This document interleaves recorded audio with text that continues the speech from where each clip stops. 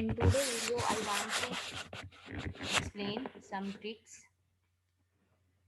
that will be helpful for the attention of question of any test. आज की video में मैं आपको कुछ ऐसे क्वेश्चन रिजॉल्व करने का प्रोसीजर बताऊंगी और उनकी ट्रिक्स बताऊंगी कि आप विद इन टाइम लिमिट अपने टेस्ट की परफॉर्मेंस को बेटर बना सकें. All these questions are related to chemical bonding concept. जब भी आपके पास केमिकल बॉन्डिंग के MCQs आते हैं तो आपका मैक्सिमम टाइम होता है वो वेस्ट हो जाता है, क्योंकि आप उन MCQs को अटैम्प्ट करने के लिए आपने क्या करना होता है, आप रफ वर्क करते हैं. और रफ वर्क जब आप करते हैं तो अगर आपके पास कोई ऐसी ट्रिक ना हो तो आप पूरे का पूरा क्वेश्चन को आपको रिजॉल्व करना पड़ता है. Then you can find answer. तो in this video I only explain some tricks कि विद इन 9 मिनट आप इस तरह के क्वेश्चंस को किस तरह से रिजॉल्व कर पाते हैं. सबसे पहली बात, इंपॉर्टेंट बात ये है कि the chemical bonding chapter is very important and will be considered in chemistry as well as for any test. हमेशा FPSC, PPSC, NTS और अदर टेस्ट सर्विसेज में इनके MCQs ज़रूर हुआ करते हैं. 1 to 2 MCQs भी हो सकते हैं, 1 MCQs भी हो सकते हैं और इससे ज़्यादा भी हो सकते हैं. लास्ट पास्ट पेपर्स में भी MCQs केमिकल बॉन्डिंग के रिलेटेड थे. आप जैसे आपके पास आपसे पूछा गया था वाटर की ज्योमेट्री, टायराइड की ज्योमेट्री और इसी तरह से और भी कंपाउंड्स की ज्योमेट्री का पूछा जा सकता है और पूछते हैं, मोस्टली पूछते हैं. स्टूडेंट्स की कन्फ्यूजन तब अराइज होती हैं जब वो केमिकल बॉन्डिंग का क्वेश्चन देखते हैं और उसके बाद इनके जो MCQs के ऑप्शन होते हैं वो बिल्कुल रिलेटेड होते हैं. उनमें आपसे एक कंसेप्ट पूछा जाता है और उस कंसेप्ट को अगर आप समझ लें तो आप क्वेश्चन का आंसर आपके पास अवेलेबल होता है, अदरवाइज आपके पास अवेलेबल नहीं होता आपसे. इसलिए और वो कंसेप्ट आपको एक ट्रिक की फॉर्म में अप्लाई करने का इस वीडियो में आपको तरीका बताऊंगी ताकि आप maximum question with in time limits में रिजॉल्व कर सकें. अगर आप UPSC टेस्ट की बात करते हैं तो उस केस में आपके पास 100 मिनट्स होते हैं टोटल. और चाहे आपके पास कोई भी हो टेस्ट जिसका 100 मार्क्स का क्वेश्चन हो, 100 क्वेश्चन हो, MCQs हो, तो उनका मैक्सिमम टाइम 100 to 120 मिनट्स होता है. इससे ज़्यादा आपके पास टाइम अवेलेबल नहीं होता. और हर क्वेश्चन को आपने MCQs को पढ़ना होता है और उसके बाद विद इन 1 मिनट उसका आंसर, अप्रोप्रिएट आंसर को सिलेक्ट करना होता है, करेक्ट आंसर को. अगर आप एक MCQs अटैम्प्ट करते हैं और उस पर आप 2 या 3 मिनट आप वेस्ट कर देते हैं अपने टाइम के अकॉर्डिंग, तो वो आप टाइम वेस्ट करते हैं और नेक्स्ट आपके पास MCQs होते हैं उसमें फिर आप क्या करते हैं, ये उनको अटेम्प्ट करने के लिए आप फ़ौरन से आप क्लिक कर देते हैं आंसर और इसी वजह से आपका आंसर गलत हो जाता है और आपकी नेगेटिव मार्किंग कंसीडर होती है. और दूसरे MCQs या तो फिर आपके MCQs रह जाते हैं जिस वजह से आप फुल अपना पेपर अटैम्प्ट नहीं कर पाते. हर स्टूडेंट्स की मैक्सिमम प्रिपरेशन होती है, हर स्टूडेंट मैक्सिमम प्रिपेयर करके जाता है, बट अटेम्प्शन उसकी मैक्सिमम नहीं हो पाती. दैट्स वाई कि आप PPSC के एग्ज़ाम या FPSC के एग्ज़ाम या अदर टेस्ट सर्विस में आप क्या करते हो, मार्क्स लूज़ कर जाते हो. जो पहला MCQs मैं आपसे शेयर करूँगी वो आपके प्रीवियस पेपर से ही लिया गया है और अब मैं इसलिए आपसे शेयर कर रही हूँ ताकि आपको ये पता चल सके कि chemical bonding is too much important chapter in case of chemistry as well as any test service. So first MCQs is related. This MCQs is from previous paper, PPSC paper. अब आप देखें इस MCQs में उन्होंने chemical bonding में आपके पास 4 to 6 theories हैं, 5-6 theories हैं जिसमें आप यूज़ करते हो. जैसे आपके पास VBT हो गई, वेस्पर हो गई, हाइब्रिडाइजेशन हो गई, MOT हो गई, CFT हो गई और इनऑर्गेनिक भी जाते हैं, LFT हो गई. ये थेरीज तमाम थेरीज होती हैं जिनको आप यूज़ करते हुए किसी भी कंपाउंड की केमिकल बॉन्डिंग एक्सप्लेन कर सकते हैं.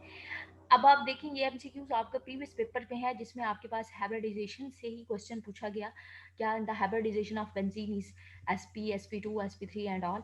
अब यहाँ तो आप तमाम बच्चों को, तमाम स्टूडेंट्स को ऑलवेज ये तो मेमोराइज ही होता है कि इसका ऑप्शन आपके पास से SP2 होगा. बट आपको एक ट्रिक क्या होगी कि अगर आपके पास कुछ और ऑप्शन आ जाए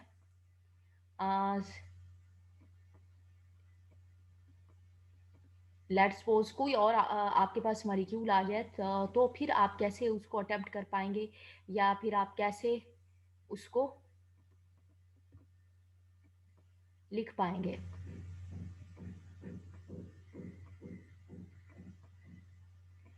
देखिए, अगर आपके पास ऑर्गेनिक मॉलिक्यूल होता है तो उसमें आपका जो मेन फोकस होता है वो आपकी डेफिनेशन पे होता है। वो मेन डेफिनेशन पे आपके किस तरह से फोकस होता है कि ऑर्गेनिक कंपाउंड और those compound that contain carbon, hydrogen and it's derivative. क्या आपके पास जो मोस्ट इम्पॉर्टेंट कंपाउंड है वो कार्बन है और कार्बन हाइड्रोजन है। अब आप देखिए, कार्बन और हाइड्रोजन के अलावा और भी एलिमेंट्स हो सकते हैं, लेकिन ऑर्गेनिक कंपाउंड में जो आपका सेंट्रल मेटल एटम होता है, जो बैकबोन है, वो क्या है? कार्बन है। तो आप कार्बन के रिलेटेड ही आप क्या कहते हैं, ज्योमेट्रीज देखते हैं। अगर हम हाइब्रिडाइजेशन की बात करें तो कार्बन की जो हाइब्रिडाइजेशन कार्बन शो करती है, carbon is belong to group 4। Carbon group 4 element से बिलोंग करती है। तो फिर आपके पास इसके आउटर मोस्ट शेल में कितने इलेक्ट्रॉन्स होंगे? इसके 4 इलेक्ट्रॉन्स होंगे। 4 electrons are available for outermost shell of for carbon. Carbon के लिए 4 इलेक्ट्रॉन जब अवेलेबल हैं तो इट्स मीन के कार्बन कितनी टाइप की हाइब्रिडाइजेशन शो कर सकती है। आपको ये ट्रिक बता देते हैं। जब आपके पास 4 इलेक्ट्रॉन्स अवेलेबल हैं और कार्बन के जो ऑर्बिटल हैं, ग्रुप नंबर तो इसका 4 है, लेकिन पीरियड नंबर इसका कितनी है? 2 है। आपने बस यही याद रखना है कि कार्बन के group number 4 and period number is equal to 2, so it's contain orbital S and P. ये इसके पास ऑर्बिटल अवेलेबल होंगे और कार्बन एस और पी ऑर्बिटल की कॉम्बिनेशन की क्या बनाएगी? हाइब्रिडाइजेशन बनाएगी। अब कौन सी टाइप की हाइब्रिडाइजेशन होगी? अगर कार्बन सिंगल बॉन्ड से अटैच होगी ऑर्गेनिक कंपाउंड में तो that's hybridisation will be sp3। ये आप ट्रिक याद रखें। अगर आपके पास कार्बन डबल बॉन्ड के साथ अटैच होगी तो फिर आपके पास इसकी हाइब्रिडाइजेशन कौन सी होगी? sp2। And if carbon is attach with other atom element whatsoever जो भी है, उसके ट्रिपल बॉन्ड के साथ अगर उसकी अटैचमेंट होगी तो फिर आपके पास sp हाइब्रिडाइजेशन। अगर बेंजीन की स्ट्रक्चर देखो तो आपके पास डबल बॉन्ड है, तो इसलिए ये ऑप्शन आपके पास the correct option will be P. ये तो आपके पास बहुत ज़्यादा आसान क्वेश्चन था, इजी क्वेश्चन, इजी आंसर। अब हम नेक्स्ट की तरफ चलते हैं, नेक्स्ट एमसीक्यूज की तरफ।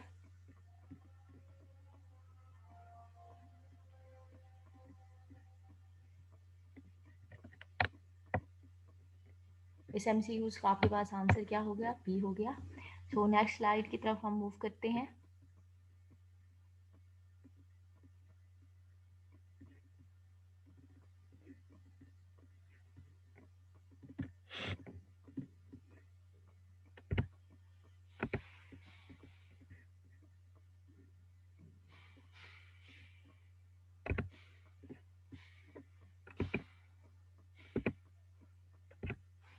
अब देखिए, ये वाला एमसीक्यूज भी प्रीवियस पेपर पीपीएससी में था, जिसमें ये पूछा गया था द ज्योमेट्री ऑफ ट्राइआयोडाइन इज।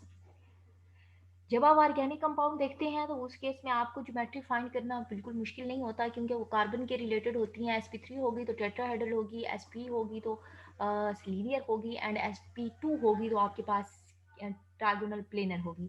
और there will be no availability of lone pair and there will be no availability of any other thing. तो आपकी ज्योमेट्री रेगुलर ही हुआ करती है ऑर्गेनिक कंपाउंड्स में। जब आप इनऑर्गेनिक कंपाउंड की बात करते हैं तो आपके पास प्रॉब्लम क्रिएट होती हैं। वो किस तरह की प्रॉब्लम क्रिएट होती हैं कि इनऑर्गेनिक कंपाउंड्स जो होते हैं उनकी ज्योमेट्रीज को फाइंड करना थोड़ा डिफिकल्ट होता है as compare to organic compound, क्योंकि इनऑर्गेनिक कंपाउंड में आप तमाम टाइप के एलिमेंट्स को देखते हो। तो इसकी ज्योमेट्री को आपको एक्सप्लेन करना है और इसकी ज्योमेट्री को आपने क्या करना है? ड्रॉ करना है और इसको एक्सप्लेन करना है। तो सबसे पहला पॉइंट इसकी ज्योमेट्री को एक्सप्लेन करने का ये है कि आप सेंट्रल मेटल एटम हमेशा प्रिडेक्ट करते हो। और अब आपके पास ट्राइआयोडाइड है, इसका फैक्ट है कि इस केस में आपके पास जो सेंट्रल मेटल एटम होगा वो वाला कंपाउंड होगा जिसके पास 1 नेगेटिव आयन चार्ज होगा। तो iodide ion will be consider as a central metal atom. अब आपने ट्रिक कौन सी अप्लाई करनी है इस क्वेश्चन को अटेम्प्ट करने के लिए? देखिएगा, मैं आपको जब ट्रिक बताऊंगी तो आप खुद भी समझ जाएंगे, खुद भी आपको पता चल जाएगा कि विद इन 9 मिनट आप इस क्वेश्चन को क्या कर लेंगे, रिजॉल्व कर लेंगे। सबसे पहले आपने देखा कि इसमें central metal atom that is iodine, और अब आपने देखा कि आयोडीन किस ग्रुप से बिलोंग करती है, हेलोजन के ग्रुप से बिलोंग करती है। तो हेलोजन के आउटर मोस्ट शेल में कितने इलेक्ट्रॉन्स होते हैं, 7। तो अब आयोडाइन है, it's incoming electron 7 + 1 that's will be equal to 8। तो अब आप फ़ौरन से आप क्या करें कि 8 इलेक्ट्रॉन इसके ड्रॉ कर लें, 1 2 3 4। ये इलेक्ट्रॉन मैं ऐसे रिप्रेजेंट कर रही हूँ, सर्कल से नहीं कर रही, ऐसे डॉट से 3 4 5 6 एंड 7 एंड 8। आप फ़ौरन से इसकी लीवर स्ट्रक्चर ड्रॉ कर लें आयोडाइन की। अब आपको देखा आपने कि बॉन्डेड एटम इसमें आयोडीन है, that's will be equal to 2। तो अब आप एक आयोडीन इधर अटैच कर दें और एक आयोडीन इधर अटैच कर दें, और इसके आपको क्रॉस से इलेक्ट्रॉन्स इसके रिप्रेजेंट कर दें। अब आपने एक ही विद इन नो सेकेंड आपने ये वाली डायग्राम ड्रॉ कर ली। अब आप बॉन्ड पेयर और लोन पेयर कैलकुलेट कर लें। अब आप देखें लोन पेयर आपके पास से first one loan pair is this, ये है आपके पास। तो अब आप इसको कितनी है, ये 1। अब सेकंड लोन पेयर ये वाला है, थर्ड लोन पेयर ये है। तो total number of lone pair आपके पास इस केस में कितने आए कि this is first lone pair, this is second lone pair and this is third lone pair. Number of lone pair is equal to 3 and number of bond pair, ये भी आपके पास बॉन्ड पेयर आयोडीन के साथ attach है और ये भी आपके पास बॉन्ड पेयर आयोडीन के साथ अटैच है। तो number of bond pair is equal to 2। अब आप बच्चे देखें, जो अगर आपके पास ऐसी ज्योमेट्री जिसमें number of lone pair that's will be equal to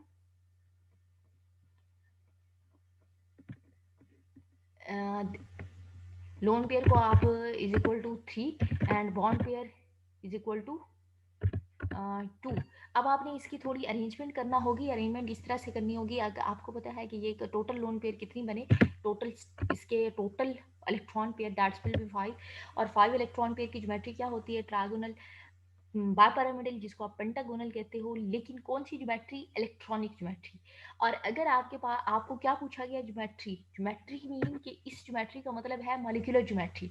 अब आप जब इसके इलेक्ट्रॉनिक ज्योमेट्री ड्रॉ करेंगे तो आपके पास कुछ इस तरह से बनेगी, ताकि आपको क्लियर हो जाए। फ़ौरन से आपने देखा ये इसकी ये इलेक्ट्रॉनिक ज्योमेट्री है, जिसको आप क्या कर रहे हो, ट्राइगोनल बायपैरामिडल। इधर आपके पास एक लोन पेयर अवेलेबल, इधर एक लोन पेयर, इधर एक लोन पेयर, इधर आपके पास एक आयोडीन और इधर भी आपके पास एक आयोडीन। अब आपने ट्रिक कौन सी अप्लाई की कि फर्स्ट ऑफ ऑल आपने Lewis cross toss structure draw की, लोन पेयर बॉन्ड पेयर किए और ज्योमेट्री देख ली। अब आप देखें कि रूल्स के अकॉर्डिंग लोन पेयर हमेशा मैक्सिमम एंगल पे लाई करेगा, और जब इस तमाम पोर्शन को आप ओमिट करेंगे, जो जो आपके पास ट्रायंगल बायपैरामिडल का पोर्शन है, इसको ओमिट करेंगे तो बाकी ज्योमेट्री कौन सी आपके पास आएगी, इस पोर्शन को आप ओमिट करेंगे तो ज्योमेट्री आपके पास कौन सी बचेगी, ये वाला। क्या तो आपकी ज्योमेट्री क्या होगी, लीनियर। तो ट्रिक क्या थी, सबसे पहले reverse cross dot structure draw कर लें, लोन पेयर बॉन्ड पेयर देख लें। अगर आपके पास 5 सिस्टम है, टोटल 5 बनते हैं और 3 लोन पेयर हैं और 2 बॉन्ड पेयर हैं, तो दैट्स आप ऐसे समझिए कि वो AB2 सिस्टम है और उसकी ज्योमेट्री क्या होगी, लीनियर होगी। So correct option is a. तो बच्चे अब आप देखें इस क्वेश्चन में आपके पास बैंड भी नहीं थी, बैंड और ट्रायंगुलर प्लेनर भी नहीं थी, क्योंकि आप पूरी ज्योमेट्री देखेंगे तो वो आपकी ट्रायंगुलर बायपैरामिडल थी। ये 2 ऑप्शन तो हुए, लेकिन ये 2 ऑप्शन वो थे जो कंफ्यूजिंग थे और सेम थे। तो आपसे ज्योमेट्री मॉलिक्यूलर हमेशा पूछी जाती है, अगर इलेक्ट्रॉनिक ज्योमेट्री मेंशन ना हो तो आप उसे मॉलिक्यूलर ज्योमेट्री ही कंसीडर करेंगे, और दैट्स विल बी लीनियर। तो हम चलते हैं अब नेक्स्ट स्लाइड की तरफ।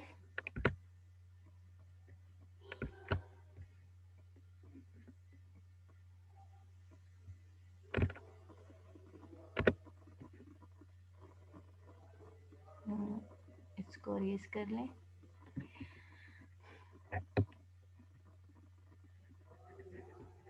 तो ट्रिक इसमें मैं दोबारा से रिवाइज कर देती हूँ। सबसे पहले सेंट्रल मेटल एटम कंसीडर किया, iodine, lone pair bond pair determine कर लिए, और उसके बाद देखा कि इसकी ज्योमेट्री कौन सी थी। अब जो नेक्स्ट MCQs है वो आपके पास है the bond angle that is maximum in. तो आप बच्चे आप देखें, जब आपके पास बॉन्ड एंगल मैक्सिमम हुआ करते हैं तो किस कौन सी सिचुएशन होगी जिसमें आपके पास बॉन्ड एंगल मैक्सिमम होगा। अब देखो, अगर आप देखो तो बॉन्ड एंगल की जो फैक्टर्स हैं वो कौन से होते हैं। बॉन्ड एंगल के सबसे इंपॉर्टेंट फैक्टर होता है लोन पेयर का। जिन एलिमेंट्स के बाद लोन पेयर नहीं होंगे तो उनका बॉन्ड एंगल मैक्सिमम होगा, ठीक है। और दूसरी इंपॉर्टेंट बात ये है कि बॉन्ड एंगल इलेक्ट्रोनेगेटिव एलिमेंट की डिपेंडेंस पे भी फोकस करता है। और तीसरी बात ये है कि बॉन्ड एंगल ज्योमेट्री पे भी डिपेंड करता है। अब हमने इन तमाम फैक्टर्स को, इन 3 इंपॉर्टेंट फैक्टर्स को हमने क्या देखना है, और इनको देखते हुए हमने इसको रिजॉल्व करना है। अगर आप इसको रिजॉल्व करें, इसको देखते हुए रिजॉल्व करें, तो आप विद इन 9 मिनट आप इसका आंसर निकाल लेंगे। वो कैसे आप निकालेंगे कि ये आपके पास वाटर मॉलिक्यूल है। अब इसकी अगर सेंट्रल मेटल एटम देखें तो आपके पास कौन सा ऑक्सीजन है, और ऑक्सीजन के पास लोन पेयर आपके पास अवेलेबल कितनी होते हैं, 1 + 1 that's will be equal to 2। तो ये आपके पास क्या हुआ, ऑक्सीजन का लोन पेयर 2 हो गया।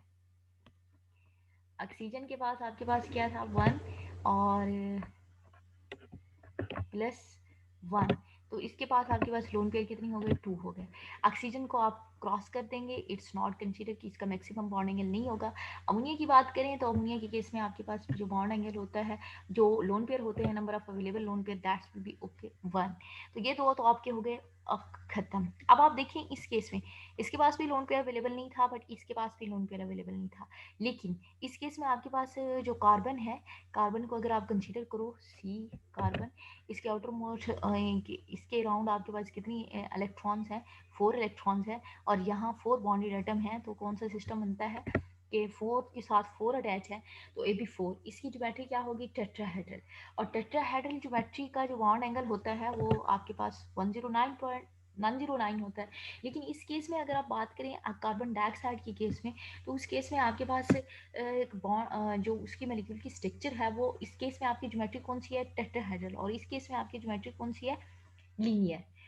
AB2 टाइप है मॉलिक्यूल की, तो आपके पास ज्योमेट्री क्या हो गई, लीनियर। तो लीनियर ज्योमेट्री का आपका एंगल कितना होता है, 180 का। तो सो मैं answer will be okay D.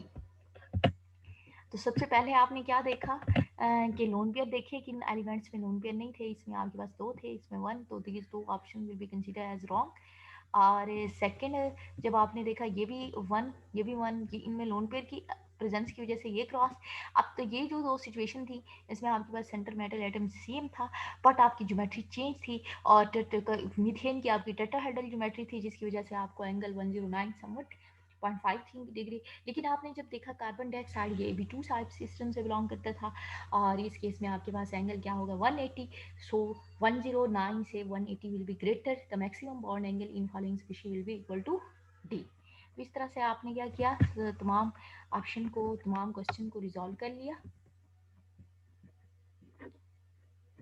अब हम अगर नेक्स्ट स्लाइड की तरफ मूव करें, हमारा नेक्स्ट क्वेश्चन,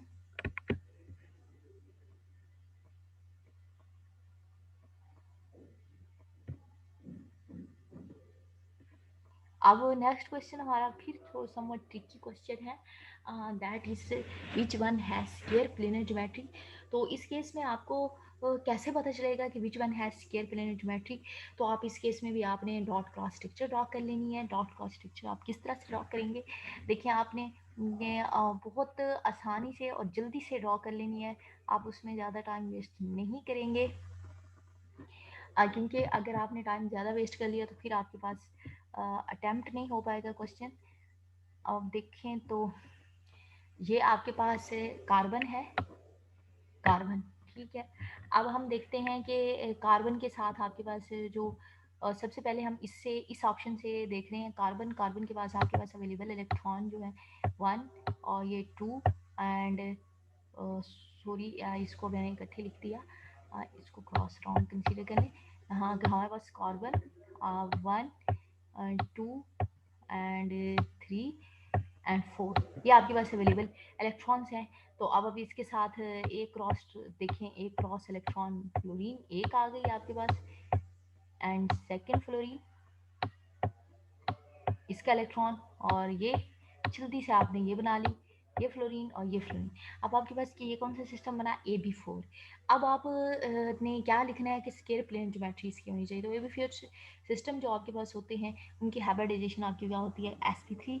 अगर आप इस तरह से देखें तो अगर आप ऑर्बिटल को देखें तो कार्बन के पास एक s और p3 जब ऑर्बिटल आपस में ओवरलैप करेंगे तो तब आपके पास ज्योमेट्री कौन सी होगी, टेट्राहेड्रल। तो कार्बन का ऑप्शन हो गया रॉन्ग। अगर आप जीनोन की बात करें तो जीनोन आपकी किस ग्रुप से बिलोंग करती है, नोबल गैस से। और नोबल गैस के आउटर मोस्ट शेल क्या होते हैं आपके पास, कम्प्लीटली फिल्ड होते हैं। एक आपके पास है एस और एक आपके पास थ्री ऑर्बिटल आपके पास किसके होते हैं, पी ऑर्बिटल। और फिर आपके पास डी ऑर्बिटल अवेलेबल होता है। अब आप देखें बच्चे तो आपके पास डी ऑर्बिटल अवेलेबल है और यहाँ आपके पास ये सारे फील्ड हैं। तो अब आप देखो 1 2 3 4 5 6 7 एंड 8, ये आपके पास अवेलेबल ऑर्बिटल हो गए। अब आपने इस इलेक्ट्रॉन को अगर इधर प्रमोट किया, जब आप इसकी ज्योमेट्री देखेंगे, एक इलेक्ट्रॉन की प्रमोट की इधर, तो ये आपके पास क्या बनेंगे, दो अवेलेबल इलेक्ट्रॉन इधर आ जाएगा, दो अवेलेबल इलेक्ट्रॉन, इसकी आपके पास sp3d बनेगी। अब आप देखो इसकी आपके पास ज्योमेट्री क्या बनी, sp3 एंड d। अब आप देखो सल्फर की केस में, तो सल्फर की केस में अगर हम इसकी ज्योमेट्री को ड्रॉ करें तो फिर हम इसके अवेलेबल ऑर्बिटल आपके इलेक्ट्रॉनिक कॉन्फ़िगरेशन इसको देखो, तो आपके पास इसमें भी आपके हाइब्रिडाइजेशन की, आप जल्दी से हाइब्रिडाइजेशन निकालें इसकी। अब आप देखेंगे इस केस में आपके पास 1 2 ये तो आपके पास 2 होंगे और p4 सिस्टम होता है ऑक्सीजन की तरह। तो ये देखें ये आपके पास आ गया p4 सिस्टम है। देखिए बच्चे तो फिर ये 1 2 3 एंड 4, ये आपके पास इलेक्ट्रॉन हो गए, पी में 4 इलेक्ट्रॉन हो गए। अब आप इसमें 2 अनपे इलेक्ट्रॉन हैं तो इसकी ज्योमेट्री आपके पास sp3 होगी। अब आप देखो तो अब हमने देखना है कि जो आपके पास sp3 हाइब्रिडाइज कार्बन होती हैं, टेट्राहेड्रल होती हैं, जो आपके पास sp2 हाइब्रिडाइज स्केयर प्लेन है, जो आपके पास sp3d ऑर्बिटल होते हैं जिनमें अवेलेबल होते हैं, उसकी ज्योमेट्री आपके पास क्या होती है, square plane. So option correct option is trick आपने कैसे यूज़ करनी है, अगर आप पूरी ज्योमेट्री ना निकालें, इसको तो मैंने थोड़ा आपको एक्सप्लेन ज़्यादा कर दिया। आपने क्या करना है कि इसके वैलेंस ऑर्बिटल sp, सबके इसके भी sp, इसके भी sp, इसमें ओवरऑल आपके पास 4 इलेक्ट्रॉन्स अवेलेबल होंगे तो 4 sp3 हो गया। इसके बेस पे में आपके पास 4 अवेलेबल हैं, सॉरी ये आपके पास sf2 था, sf4 नहीं है, sf2 है। तो तब आपके पास ये दो आपने फ्लोरीन इधर अटैच कर दिए तो sp3 हाइब्रिडाइजेशन है, और ये आपके पास इसकी sp xcf2 थे। वेरी सॉरी इसमें मुझसे मिस्टेक हो गई इस ऑप्शन में। और अगर आपके पास ये वाला ऑप्शन हो और ये वाला ऑप्शन हो तो इस केस में आपको इस इलेक्ट्रॉन को एक और को प्रमोट करना पड़ेगा। दो ये अवेलेबल हैं, दो एक और होगा, तो इसका भी फिर आपके पास स्केयर प्लेन होगी और इसकी भी स्केयर प्लेन होगी। देन इधर आपके पास बोथ का ऑप्शन करेक्ट।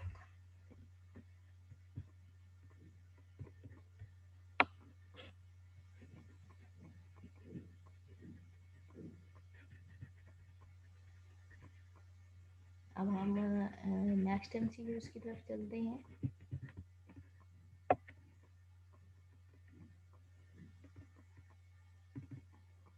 नेक्स्ट एमसीक्यूज में आपके पास एक क्वेश्चन है, इसमें है कि which pair has identical geometry. Identical geometry mean same geometry. तो जी इस केस में आपको थोड़ी सी ट्रिक यूज़ करनी है और बहुत इजी ट्रिक है कि आप देखें एक बोरॉन फैमिली से है और एक फास्फोरस फैमिली से है। जब दो फैमिली चेंज तो कॉन्फ़िगरेशन चेंज, तो फिर इसका इट्स मीन कि आपके बोरॉन BCl3 और PCl3 की ज्योमेट्री सेम नहीं हो सकती। आप निकाल भी लें तो तब भी आपके पास क्रॉस टॉस स्ट्रक्चर से भी कर लें तो तब भी आपके पास ठीक नहीं होगी।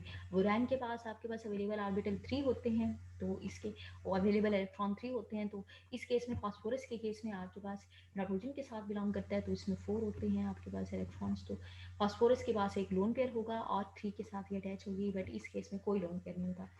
तो इसकी ट्रिक यही है कि अगर आप बहुत उस तरह से आप फाइंड नहीं करते लोन पेयर बॉन्ड पेयर, तो दो आपके पास डिफरेंट फैमिलीज होंगी, उनको आप स्किप करते जाएं। तो जब आप इसको स्किप करेंगे इस केस को, इसमें आपने स्किप कर दिया इसको इन दोनों को, क्योंकि ये बोथ फैमिली से बिलोंग नहीं करते थे, तो this option will B cross, this not correct. अब आप इसकी देखें BF3 एंड NH3, दैट्स इधर अगर आपके पास BF3 है और इधर NH3, ये boron family, nitrogen family, phosphorus भी, ये भी आपके पास दो सेम फैमिली नहीं है, तो अब आप इसको भी क्रॉस कर दें। अब आपके पास ये दो ऑप्शन आते हैं, एक आपके पास है ये कार्बन और ये भी कार्बन सेम फैमिली है, इट्स मीन इनकी ज्योमेट्री सेम होगी क्योंकि इनका आउटर मोशन में इलेक्ट्रॉन सेम है। अब आप देखो तो एक आपके पास सिलिकॉन है, ये और ये।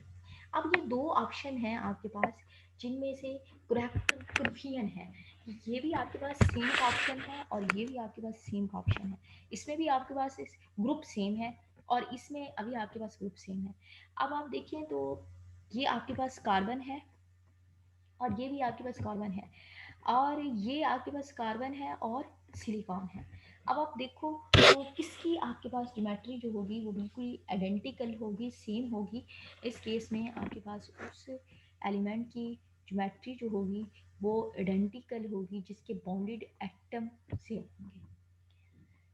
देखिए बच्चे, जो डाउन द ग्रुप आप जाते हैं तो आपकी इलेक्ट्रॉनिक कॉन्फ़िगरेशन आपकी सेम रहती है, कभी भी इलेक्ट्रॉनिक कॉन्फ़िगरेशन आपकी चेंज नहीं होती।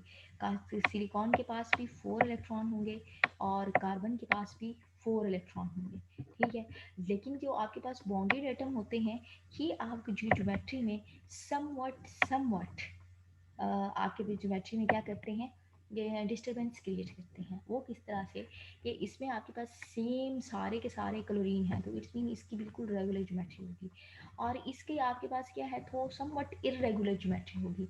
वो इस वजह से होगी क्योंकि इसके साथ एक हाइड्रोजन है और एक क्लोरीन है, somewhat irregular but it not don't too much irregular, थोड़ा सा इसमें क्या होगा डिफरेंस होगा, तो इस वजह से ये ऑप्शन आपका क्या होगा कंसीडर रॉन्ग किया जाएगा क्योंकि इसमें आपके पास बॉन्डेड एटम हाइड्रोजन है एक और एक आपके पास बॉन्डेड एटम जो है वो क्लोरीन है। तो अब आप दो बॉन्डेड एटम डिफरेंट होने की वजह से इन दोनों की ज्योमेट्री समवट आइडेंटिकल नहीं होगी।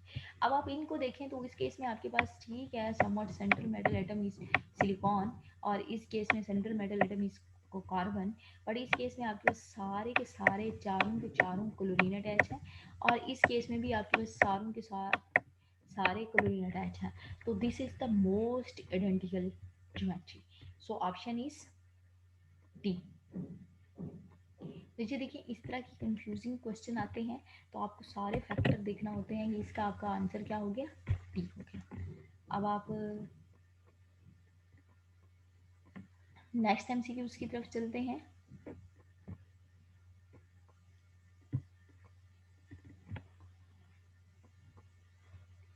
Okay, MCQs will be ended. There will be no next MCQs.